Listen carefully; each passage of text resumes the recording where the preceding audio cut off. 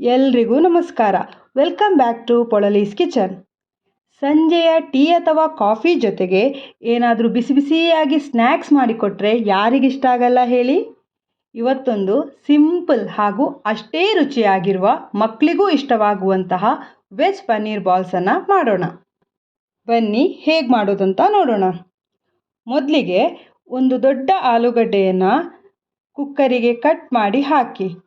ಬೇಯಿಸೋದಕ್ಕೆ ಎಷ್ಟು ನೀರು ಬೇಕು ಅಷ್ಟು ನೀರನ್ನು ಸೇರಿಸಿ ಆಲೂಗಡ್ಡೆಯನ್ನು ಮೆತ್ತಗೆ ಬೇಯಿಸ್ಕೋಬೇಕು. ನಾನಿಲ್ಲಿ 4 ವಿಸಿಲ್ ಹಾಕಿ ಬೇಯಿಸ್ಕೊಳ್ತಾ ಇದ್ದೀನಿ.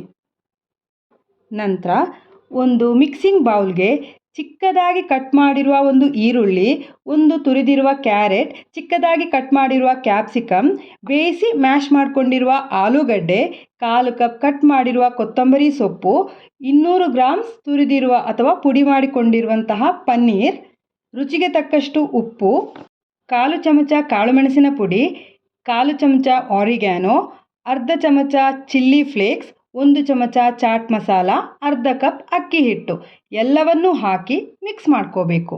ಇದನ್ನು ಕಲಿಸ್ಕೋಬೇಕಿದ್ರೆ ಇಲ್ಲಿ ನೀರಿನ ಅವಶ್ಯಕತೆ ಇರೋದಿಲ್ಲ.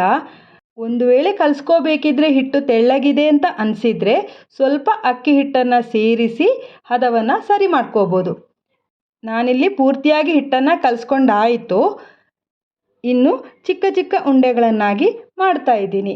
ನಿಮಗೆ ಯಾವ ಸೈಜ್ನಲ್ಲಿ ವೆಜ್ ಪನ್ನೀರ್ ಬಾಲ್ಸ್ ಬೇಕು ಆ ಹದದಲ್ಲಿ ಉಂಡೆಗಳನ್ನು ರೆಡಿ ಮಾಡಿ. ಉಂಡೆಗಳನ್ನು ಟೈಟಾಗಿ ಮಾಡ್ಕೋಬೇಕು.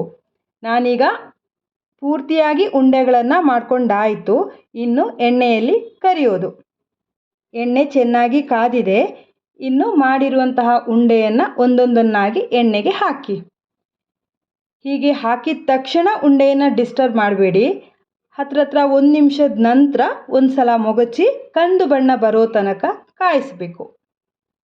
ಮಧ್ಯದಲ್ಲಿ 1-2 ಸಲ ಈ ಥರ ಮೊಗಚೋದ್ರಿಂದ ಎಲ್ಲ ಕಡೆ ಒಂದೇ ರೀತಿ ಕಾಯೋದಕ್ಕೆ ಸಹಾಯ ಆಗುತ್ತೆ. ವೆಜ್ ಪನ್ನೀರ್ ಬಾಲ್ಸ್ ಆಗ್ತಾ ಬಂತು. ಎಣ್ಣೆಯಿಂದ ತೆಗಿತಾ ಇದ್ದೀನಿ. ನೋಡಿ ಎಷ್ಟು ಚೆನ್ನಾಗಿ ಬಂದಿದೆ ಅಂತ.